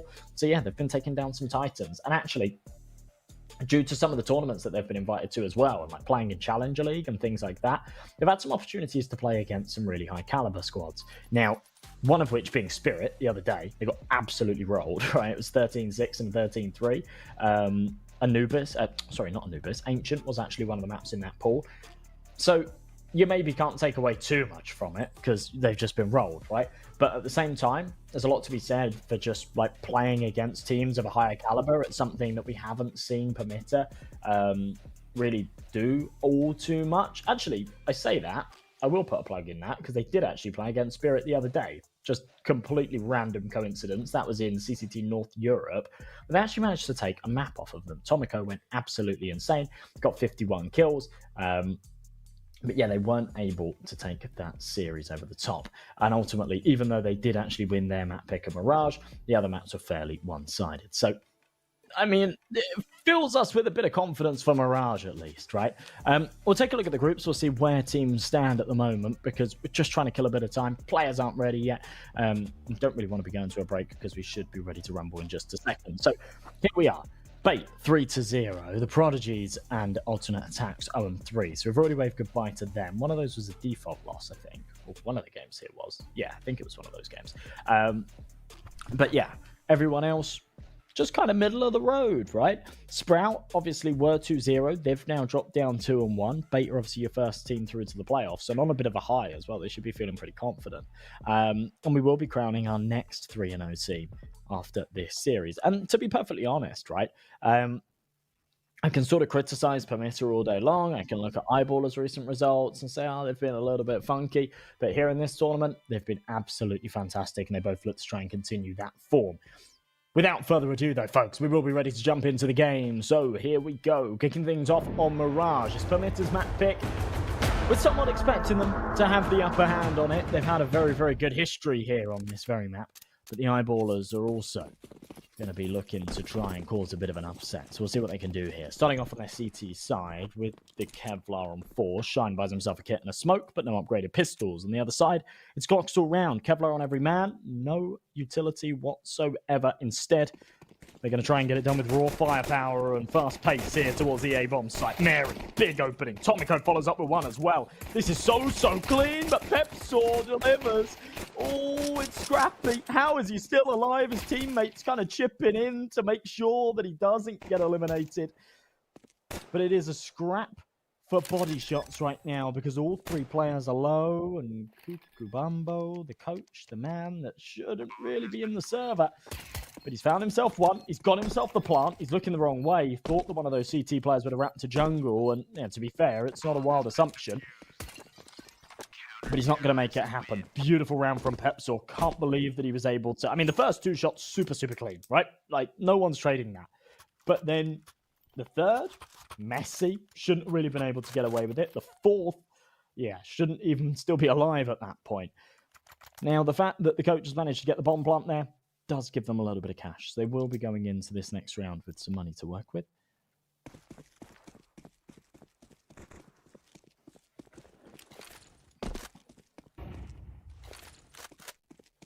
Stacked up with Galils all round.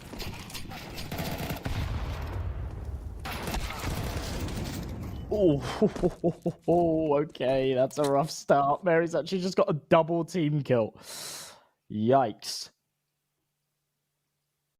I was like, it took me a second there. I saw the kill feed light up, and I was like, oh, wow, okay, they've actually got a little bit out of that nade stack. But no, loads of damage dealt towards the Permitter boys up in top mid, and then Mary's nade just bounces the wrong way. It lands right back at them, and it kills two of his teammates. I'm not actually sure how the server rules work as well in like competitive play. If you get 3 team kills, I'm not sure if it just boots you off the server. I'm sure we've got it disabled, but I don't think we've actually seen it, or at least I've not seen it in a professional match in quite some time. So it'll be interesting.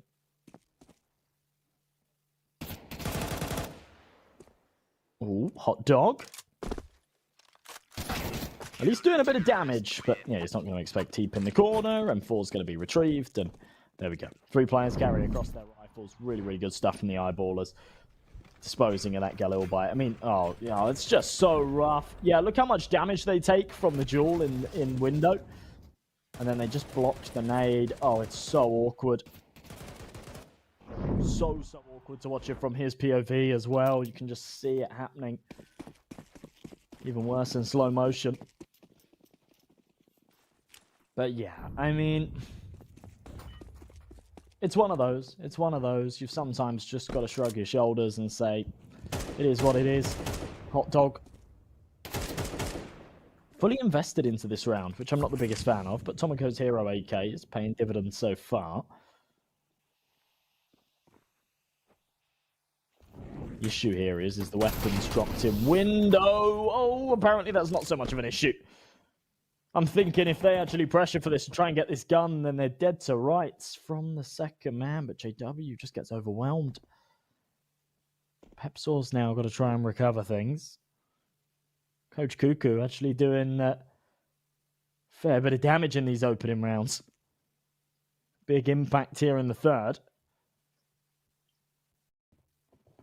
This will be a really rough round for the Eyeballers to lose as well. Completely break their money. Hot Dog going back for the bomb. They've got so much space here on the A site and showing no signs of letting it up. 3 players snapped up on stairs. This is a wild configuration and Pepsor's going to walk right into it with no success. Sapek does find a double. At least gives Shine a little bit of equity, but it's still a 3v1 clutch he's got to try and pull off. With the C4 going down, it makes things that little bit trickier. Hot Dog backs away, head poking out, but Mary's so crisp. And he gives him no opportunity whatsoever. 2-1. Not bad at all. It's that entry from Tomoko that just gets the ball rolling. JW absolutely wiped out. And then, yeah, Heaps just there on damage control to try and make sure they don't catch that rifle. He gets a Tech 9 to the face.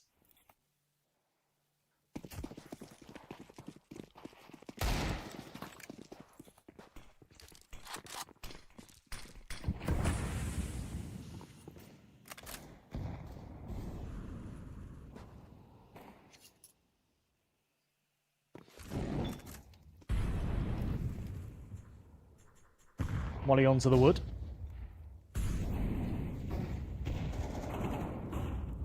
Pepsor flash in hand. Hot Dog and his teammates ready to burst out.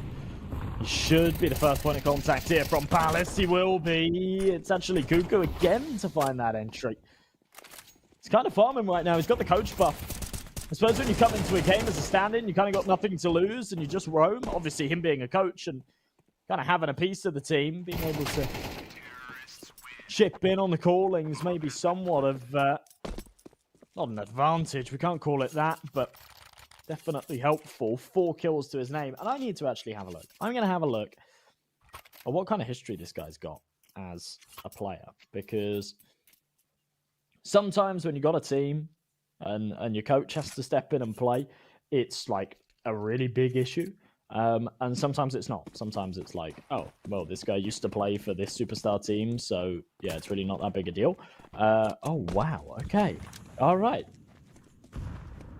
Kukubambo has no HLTV history whatsoever prior to coaching this roster. He played 1 game the other day. That was against Sinners, and they won it. He played really well, too. He got 36 kills. He outfragged Darkerville and Tomiko. That is insane. Alrighty. Well, recovering things here off of a little bit of a wild, aggressive play from the Eyeballers. Yeah, that's actually insane. So he's got 1 best of 3 on record. They won it. He played really well. All things considered as a coach, right? I say really well, 0.96 rating. But, like, as a coach... Alright. Mary shuts me up for a second. But yeah, I mean, really good round contribution. Wow. I actually don't know where this has come from. But it's kind of insane. Mary, runs out of bullets. It's all right. Darkerville's there to help him out. But yeah. Alrighty. And if he keeps this up, then fair play to him. Mary, yeah, double takes that one, but not bad at all.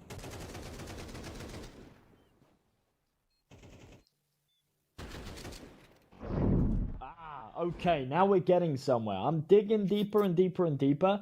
So he has played. He has played at like a good level, but nothing on HLTV.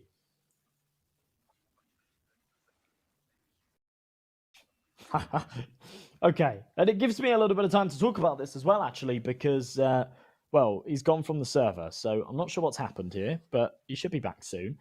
Yeah, as I say, though, he has played a lot of small cups. So nothing was on HLTV, but Liquipedia gives me a whole long list of tournaments that he's played in. Where, yeah, he's played in like qualifiers and things like that. Just with like Polish teams, Polish mixes and whatnot. He played with in like the Polish sort of ESL equivalent, you know.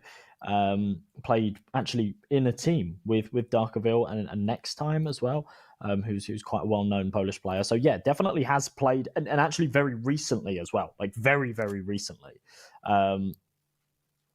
Yeah, was actually still playing like, I mean, he's still got upcoming games to play. So he is still an active player. Okay, this makes way more sense now. He's literally still an active player, but he's also coaching this roster. Alrighty, that's fair enough. This is actually the first tournament that he's ever come in as a coach. Is he even coaching?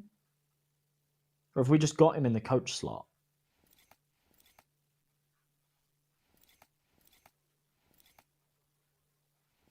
I have no idea.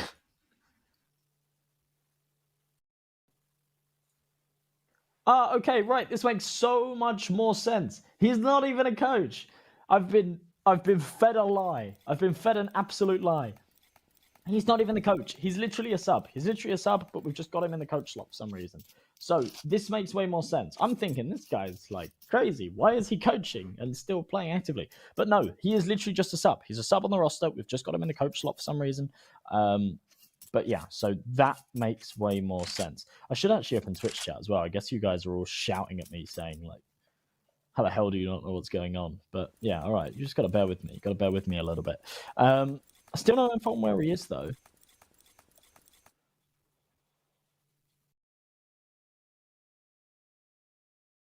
Yeah.